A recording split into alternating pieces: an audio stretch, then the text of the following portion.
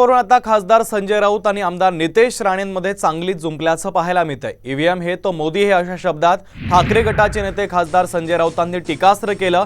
EVM शिवाय भाजप जिंकूच शकत नसल्याचा दावा राऊतांनी केलेला आहे। तर चंदीगड आणि येथील ईव्हीएम वर बोलण्यापेक्षा डायरेक्ट निवडणुकीच्या मैदानात यास थेट आव्हान आता नितेश राणे यांनी राऊतांना दिलेलं आहे।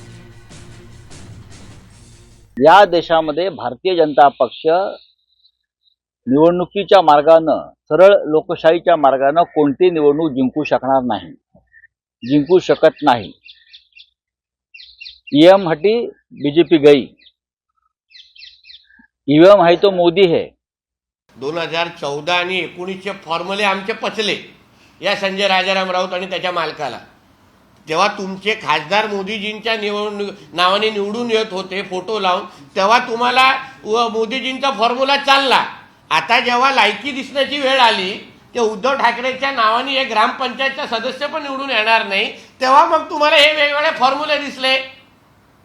म्हणून उगाचच्या शेवड्या मुलासारखे रडू नका आणि मैदानात आणि तिथे लढा, लायकी दिसेल आता काही महिन्यांनी काय असते ती।